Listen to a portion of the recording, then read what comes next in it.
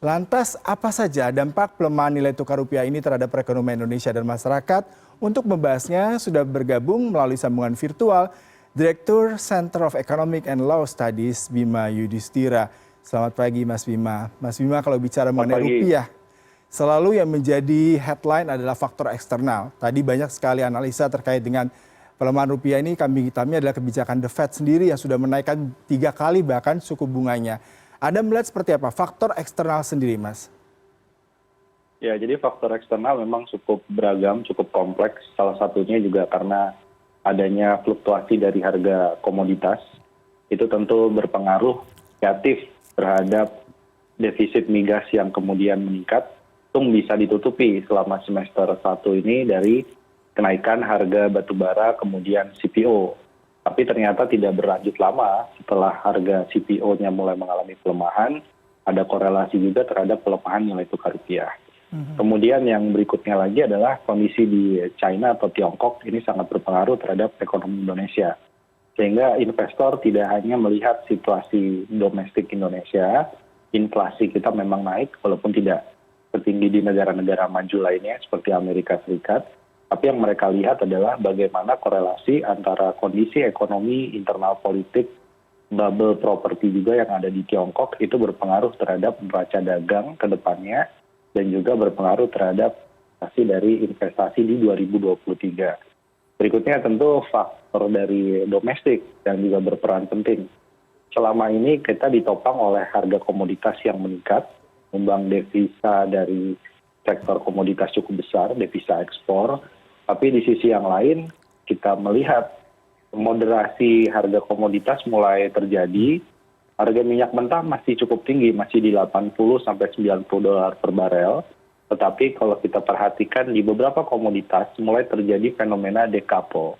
Artinya harga minyak mentahnya tetap tinggi, tapi komoditas ekspor Indonesia beberapa justru mengalami penurunan dalam hal harga, juga volume permintaan.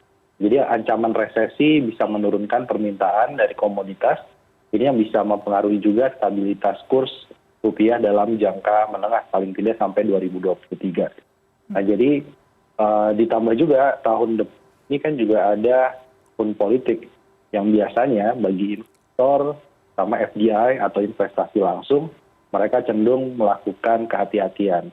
Ada beberapa bahkan yang wait and see dulu menunggu kepastian dari kebijakan pasca pemilu misalnya.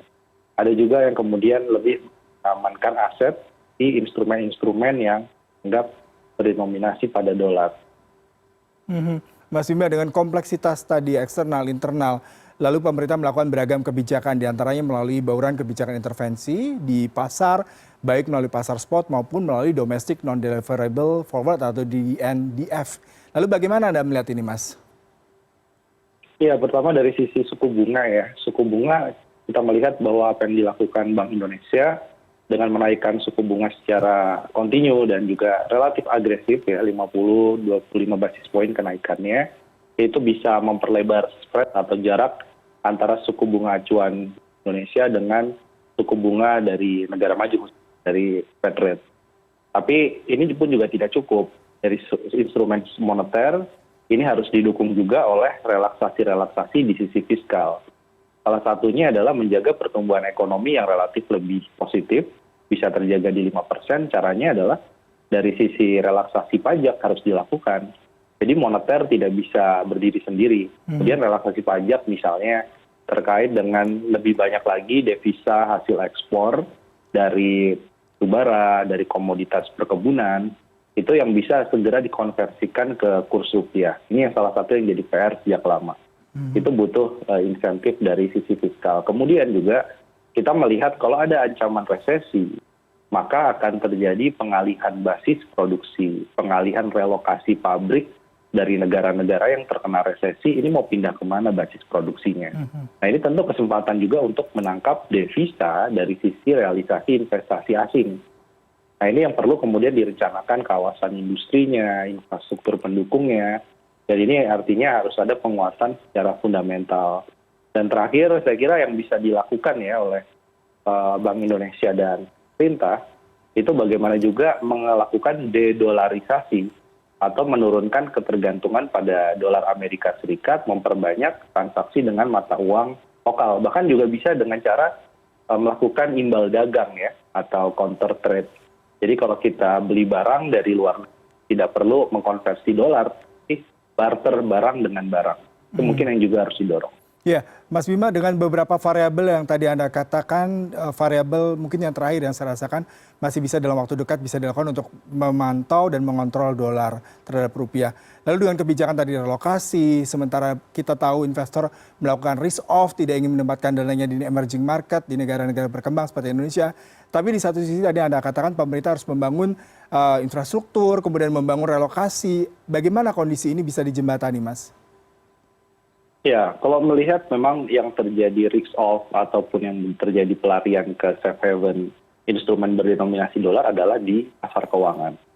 Sementara kalau investasi yang sifatnya adalah investasi langsung di luar dari portfolio keuangan, ini kan tercermin juga dari laporan KPM bahwa terjadi pertumbuhan realisasi investasi yang cukup tinggi. Itu kita akui sebagai sebuah prestasi di tengah ancaman resesi global. Jadi investasi langsung inilah yang kemudian bisa didorong, tapi dengan bantuan dari bauran kebijakan moneter dan fiskal, serta disiapkan juga. Contohnya kalau misalnya melihat relokasi pabrik yang paling dekat dan sedang kita siapkan adalah relokasi untuk mobil listrik ekosistem baterai. Bahan baku nikelnya ada di Indonesia. Dan tinggal Indonesia juga punya pengalaman cukup lama sebagai salah satu hub manufaktur otomotif selain dari Thailand ya kalau di Asia Tenggara. Itu bisa dimanfaatkan pengalaman tadi untuk membangun industri baru, yaitu industri yang berkorelasi dengan isi energi bersih, mobil listrik ataupun baterai. Nah ini momentum ini waktunya sangat-sangat minim ya, sangat-sangat pendek. Sehingga kalau kita lepas momentum ini nanti akan diambil oleh negara lain yang lebih siap. Contohnya adalah Vietnam di kawasan Asia Tenggara. Jadi dengan momentum yang sangat sempit harus segera berkejaran dan tentu masalah rupiah kadang-kadang kita melihat ini, oh ini masalah bank sentral, masalah pemerintah pusat, tidak. Tapi masalah rupiah, masalah transaksi berjalan, itu juga kewajiban tanggung jawab dari pemerintah daerah. Ada investor mau masuk, mau investasi, bawa miliaran dolar, pertanyaannya pemerintah daerahnya siap atau tidak. Nah, menerima dolar sebesar itu kan begitu. Jadi ini adalah kerjasama dari bauran semua pihak saya kira, terutama investasi langsung. Baik, terima kasih Mas Bima Yudhistira untuk perbincangannya pagi ini terhadap pelemahan rupiah dari dolar Amerika Serikat. Selamat pagi, Mas.